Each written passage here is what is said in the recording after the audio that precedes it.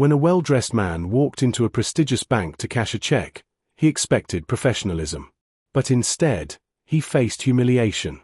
What the bank manager didn't realize was that the man wasn't just any customer, he owned the bank.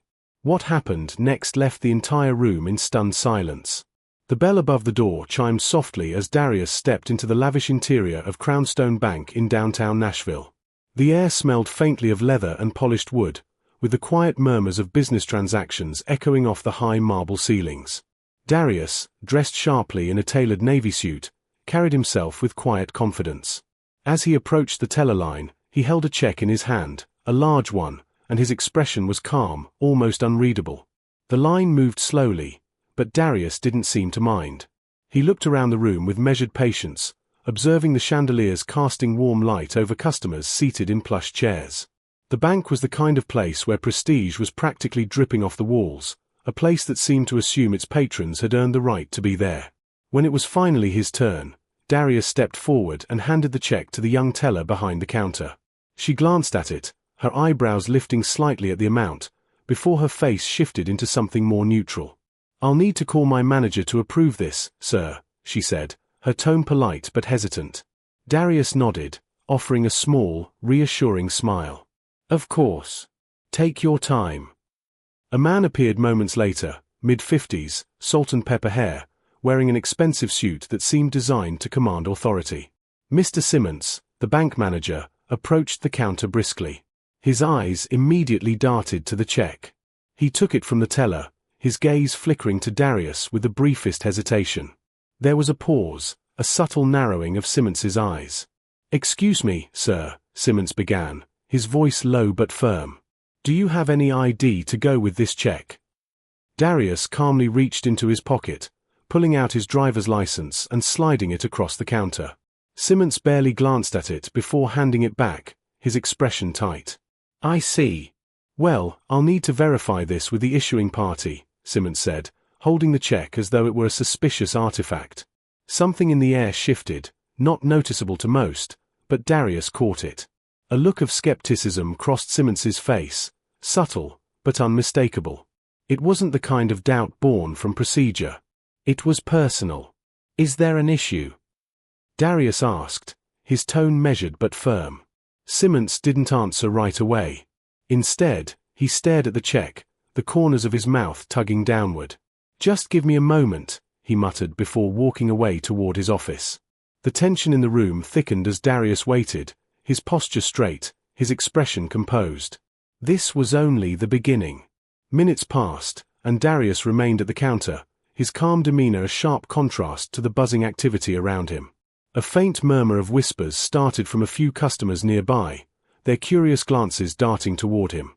Mr. Simmons reappeared, holding the check in one hand, his expression stern and unreadable. "I've looked into this, Mr. Darius, is it?" Simmons began, deliberately leaving off Darius's last name as though it didn't matter. "This check raises some red flags. Can you tell me where you got it?" Darius tilted his head slightly, his dark eyes studying Simmons. "It was issued to me as payment for a business transaction. Everything is in order, I assure you." Simmons's lips pressed into a thin line. "A business transaction, you say?" He leaned in slightly, his voice lowering but losing none of its edge. "And what business are you in?" For a moment, the room seemed to shrink around them. Darius's gaze didn't waver. "I'm in real estate development," he replied evenly. Simmons let out a dry chuckle, shaking his head. "Real estate, huh? Must be quite a deal to warrant a check like this." He waved the paper slightly, drawing attention to it. His tone sharpened. "Look, these things don't just fall out of the sky. I'm going to have to decline this transaction." The words hung in the air like a slap. "You haven't verified anything yet," Darius said, his voice steady but edged with frustration. "The issuing party's contact information is right there. Call them." Simmons waved him off dismissively. "I don't need to waste my time chasing down details for something that's obviously suspicious. If you want, you can try cashing this somewhere else." The volume of his voice rose slightly, enough to catch the attention of more customers and staff. A woman seated near the entrance glanced up, her eyes flitting between Simmons and Darius. One of the tellers whispered something to her co-worker, their gazes darting nervously toward the manager. Darius took a step closer to the counter, his calm now threaded with a quiet intensity. "So you're refusing to validate this check because why, exactly?" Simmons shrugged, his tone condescending. "Look, these procedures are in place for a reason. It's not personal." But the way his eyes lingered on Darius told a different story. Darius held his ground. If it's not personal, then why not follow standard protocol and verify it? Or are you suggesting I don't belong here? The question seemed to throw Simmons off for a brief moment, but he quickly recovered, a smirk tugging at the corners of his mouth. "Sir, this bank reserves the right to refuse service if something seems off. And frankly, this doesn't look right to me." The murmur in the room grew louder, the tension palpable. Darius glanced around briefly, catching the uncomfortable looks on the faces of the other patrons. Yet none of them spoke up. "Interesting," Darius said quietly, his voice cutting through the noise like a blade. He straightened his jacket, his movements deliberate. "So you're declining to provide service based on your feelings rather than facts?" Simmons's smirk faded, replaced by a flash of irritation. "Sir, I don't have to explain myself further. You can take this matter up with another branch if you like." Darius stood there for a long moment, his expression unreadable. Then he slowly reached for the check still in Simmons's hand. "If that's your final decision, I'll handle this another way," he said evenly, his tone carrying a weight that made Simmons falter slightly. As Darius turned away, pulling out his phone, Simmons muttered just loud enough for him to hear, "Some people really don't know when to quit." The quiet resolve in Darius's face betrayed nothing, but the look in his eyes promised that this wasn't over. Darius stepped aside to a quieter corner of the bank, his phone held loosely in his hand. He took a deep breath, calming himself though his jaw tightened ever so slightly. He began dialing a number, his voice low and measured as he spoke. Those close enough to overhear caught fragments of the conversation. "Yes, at the branch now. Refusing to process. I understand." Meanwhile, Simmons watched him from the counter, a faint smug grin on his face. He leaned casually against the polished wood, addressing the curious stares of nearby customers. "We have to be vigilant with fraud these days," he said, his voice carrying a tone of self-importance. "It's unfortunate, but not everyone comes in here with honest intentions." A woman standing in line shifted uncomfortably, her gaze flickering toward Darius. A man seated near the entrance frowned but remained silent. Simmons seemed to feed off the unease in the room, straightening his posture as though bolstered by the quiet approval of those around him. Darius ended his call and returned to the counter, his composure intact. "I've taken the necessary steps to address this," he said calmly. "I'd advise you to wait before making further assumptions." But Simmons wasn't interested in listening.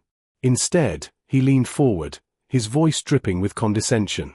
"Sir, you're free to address it however you like, but this check isn't going anywhere. I have a duty to protect this institution from potential scams."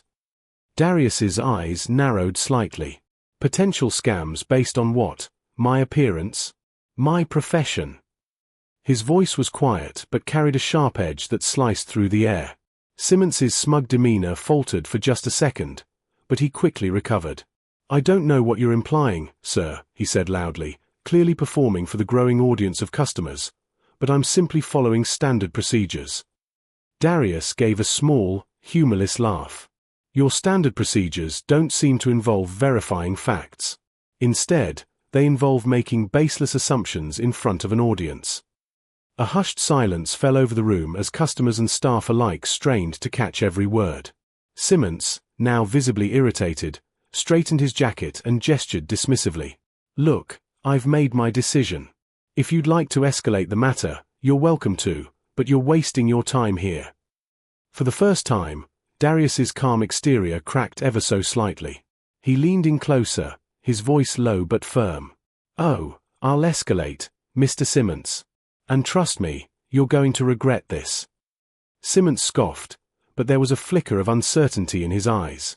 "Is that a threat?" he asked, though his voice lacked the confidence he'd displayed earlier. Darius didn't respond. Instead, he turned away, pulling out his phone again and making another call. His movements were deliberate, his composure unshaken despite the humiliation Simmons had attempted to inflict. "Some people think they can just walk in here and demand anything they want," Simmons muttered under his breath, loud enough for nearby customers to hear. A few chuckled nervously, while others shifted uncomfortably, clearly unsure of how to react. The tension in the room was suffocating, the air thick with unspoken judgments. Darius, however, remained a pillar of quiet resolve, his calm contrasting starkly with the chaos around him. Then the sound of heavy footsteps broke the uneasy silence. A group of sharply dressed individuals entered the bank, their presence commanding immediate attention. The leader, a tall woman with a sharp blazer and an air of authority, scanned the room before her eyes landed on Darius. "Mr. Charles," she said warmly, her tone respectful and professional. "I came as soon as I got your call." The room fell into stunned silence. Simmons's face paled, his confident posture crumbling as he realized who Darius had just summoned. And just like that, the balance of power shifted, leaving everyone breathless with anticipation for what would happen next. The woman strode confidently across the marble floor, her heels clicking with authority. Behind her followed two other executives, their tailored suits and stern expressions making it clear they weren't there for a casual visit. The room seemed to hold its breath as the group approached Darius, who extended a hand in greeting. "Thank you for coming so quickly," Darius said, his voice calm yet firm. "Of course," the woman replied, shaking his hand. She turned toward Simmons, her expression instantly hardening. "I assume you're Mr. Simmons, the manager of this branch." Simmons stumbled over his words. Yes, that's me. May I ask what this is about?" His attempt at maintaining authority fell flat under the weight of the woman's piercing gaze. "This," she said, holding up the check Darius had handed over earlier, "is a matter of grave concern. Mr. Charles here is one of our most valued partners. When he informed us of the treatment he received at your hands, I was appalled." Simmons's mouth opened and closed like a fish out of water. "Valued partner," he echoed weakly, his face losing color. The woman's eyes narrowed. "Not just a partner. Mr. Charles is the majority shareholder in this institution." Gasps rippled through the bank lobby. A man seated near the window dropped the magazine he was holding, his eyes darting between Darius and Simmons. The teller who had initially assisted Darius covered her mouth with her hand, clearly stunned. Darius stood silently, watching as the weight of the revelation crushed Simmons's fragile composure. He didn't gloat or raise his voice. Instead, he let the silence speak louder than any words could. "Wait, there must be some mistake," Simmons stammered, his voice shaking. "I didn't know." "You didn't know because you didn't bother to find out," Darius interjected, his tone sharp but controlled. "You made a snap judgment about me the moment I walked in here, and instead of verifying the facts, you chose to humiliate me publicly." The woman turned to Simmons, her expression icy. "Your behavior today was not just unprofessional, it was unacceptable. This institution prides itself on integrity and respect for all clients, regardless of how they look, where they come from, or what assumptions you might make about them." I can explain," Simmons stuttered, sweat beginning to bead on his forehead. Darius raised a hand, silencing him. "There's no need to explain. Your actions spoke louder than any words ever could. You judged me before you knew anything about me, and you made it clear to everyone here what you truly believe." The room was dead silent. Every eye was on Simmons, who now looked as though he wished the ground would swallow him whole. And then Darius turned to the gathered customers and staff, his next words carrying the weight of both disappointment and hope. Darius stepped forward, his calm demeanor now carrying an unmistakable weight of authority. The customers and staff watched, riveted, as he addressed the room. "I want to be very clear," Darius began, his voice measured yet firm. "This isn't just about me. This is about the way people are treated when assumptions replace facts, when bias overrides professionalism." He gestured to the check still clutched in Simmons's trembling hand. "I walked in here today expecting to be treated like any other client, fairly, respectfully, and with the courtesy that any paying customer deserves. Instead, I was judged on sight, dismissed, and publicly humiliated." The room buzzed with murmurs as Darius's words sank in. A young woman seated near the entrance nodded slightly, her expression one of quiet agreement. The tension in the air was palpable, a mix of shock, guilt, and curiosity. The executive woman who had arrived with the team stepped forward, her sharp heels clicking against the marble. "Mr. Charles, we deeply regret what happened here today. I assure you that this does not reflect the values of our institution, and we will be taking immediate action to address this incident." Her gaze shifted to Simmons, who looked like he might faint. "Mr. Simmons, your behavior today was not only unprofessional but a clear violation of our code of conduct. You failed to perform even the most basic due diligence before jumping to conclusions. This kind of treatment will not be tolerated." Simmons opened his mouth to protest, but the woman cut him off. "Save it. Your actions today have already been documented, and we'll be addressing them internally. For now, I suggest you step aside while we resolve this matter with Mr. Charles." The audience in the lobby watched in stunned silence as Simmons, pale and visibly shaken, stepped back from the counter. He glanced at Darius, his expression a mix of anger and humiliation, but he said nothing. The woman turned back to Darius, her tone softening again. "Mr. Charles, we apologize. If there's anything we can do to rectify this situation immediately, please let us know." Darius looked around the room, his gaze resting briefly on each face. Finally, he spoke, his voice calm but carrying the gravity of the moment. "This isn't about rectifying anything for me," he said. "This is about making sure no one else has to go through this. Bias, whether conscious or unconscious, has no place in a professional setting or anywhere else, for that matter." His words seemed to resonate with the room. Some customers nodded, others looked down, avoiding his gaze. The staff behind the counter shifted uncomfortably, clearly affected by the confrontation. The executive woman nodded. "You have our word that we will be taking immediate steps to address these issues, both in this branch and throughout the company. Training, oversight, and accountability will be implemented without delay." Darius offered a small, thoughtful smile. "That's a start," he said, "but remember, change doesn't come from policies alone. It comes from people choosing to do better every single day." The weight of his words hung in the air, leaving everyone in the room with something to think about. But the moment wasn't over yet, and the silence in the lobby lingered, heavy with reflection. Darius turned to Simmons one last time, his gaze steady but without malice. Instead, his voice carried the weight of a lesson meant not just for Simmons, but for everyone watching. "You see, Mr. Simmons, respect isn't something you give based on assumptions or appearances. It's something you owe to every single person who walks through these doors, whether they're cashing a check for $10 or $10 million. Your job isn't to judge. It's to serve." Simmons's face flushed, his usual air of superiority reduced to a shadow of what it had been. He tried to hold Darius's gaze but faltered, looking down at the check still clutched in his trembling hands. Darius continued, his voice unwavering. "I didn't call your regional director here to embarrass you. I could have, but that's not who I am. I called her here to make a point, not just to you, but to everyone in this room.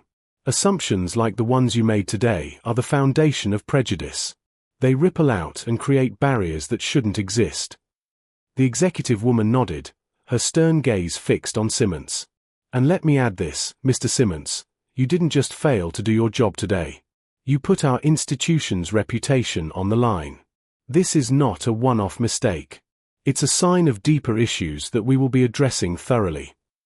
The customers murmured among themselves, the gravity of the situation sinking in. Darius let the silence hang for a moment before taking a step back. "Respect isn't a favor," he said, his voice clear and resonant. "It's a basic expectation. If you can't meet that, you don't belong in a role of leadership, or in any role where you interact with people." Simmons looked like he wanted to disappear, but Darius's expression wasn't one of anger. It was one of resolve. This wasn't about revenge. It was about making a lasting change. Darius turned to the executives. "I trust you'll handle the situation appropriately. My concerns have been made clear." "Absolutely, Mr. Charles," the executive woman replied firmly. "This matter is now in our hands." Darius nodded, his composure unbroken. He glanced around the lobby, meeting the eyes of a few customers who now looked at him with newfound respect, or shame for their earlier silence. And then, in a final poignant gesture, Darius reached into his pocket and pulled out a business card. He handed it to the young teller who had initially served him, her hands trembling slightly as she accepted it. "If you ever feel like you're being treated unfairly, no matter where you are, call me," he said softly. "We all deserve better than what we've seen today." The teller nodded, her voice barely above a whisper. "Thank you." Darius adjusted his jacket, casting one last look at Simmons before turning to leave. His footsteps echoed across the marble floor, a sound that carried the weight of justice, dignity, and the promise of change. As the doors closed behind him, the room remained still, everyone left to grapple with what they had witnessed. But one thing was certain: their assumptions would never be the same again. The silence in the bank lingered long after Darius had left, an unspoken tension hanging in the air like a storm cloud. Simmons stood frozen behind the counter, his face pale and clammy. He fumbled to set the check down, his hands trembling slightly as he realized the magnitude of what had just unfolded. The executive woman turned back to the customers and staff, her voice firm but composed. "Let this be a lesson for everyone here today. Our institution was built on trust, equality, and fairness. If we fail to uphold those principles, we fail the very people we are here to serve. This isn't just about a single incident. It's about holding ourselves accountable and striving to do better." Several customers nodded, some looking visibly moved. The teller who had interacted with Darius wiped at her eyes discreetly, clearly affected by his parting words. As the executives exited the branch, murmurs began to fill the room. One customer, an older gentleman in a tweed jacket, leaned over to the woman next to him. "He didn't just teach Simmons a lesson," he said softly. "He taught all of us something today." Outside the bank, Darius stood on the busy Nashville sidewalk, the city's hum of life moving around him. He glanced up at the building for a brief moment, a faint smile playing on his lips. His phone buzzed in his pocket, and he pulled it out to see a text from the executive woman. "All actions have been set in motion. Thank you for your patience and for giving us the opportunity to right this wrong." Darius typed a quick reply. "Thank you for listening. Change doesn't happen overnight, but every step matters." As he slipped his phone back into his pocket, Darius exhaled deeply. The encounter had been draining, but it had also been necessary. For far too long, moments like this had gone unchecked, hidden behind the veil of policies and procedures. But today, he had peeled back that veil for everyone to see. Walking down the street, Darius thought back to the teller's young face, her nervous hands clutching the business card he'd given her. If even one person in that room walked away from today with a new perspective, it would have been worth it.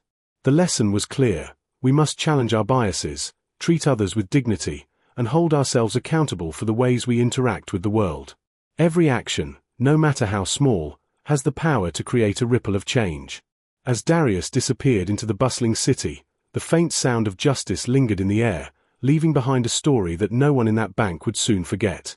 Stories like these remind us of the importance of challenging prejudice and advocating for fairness.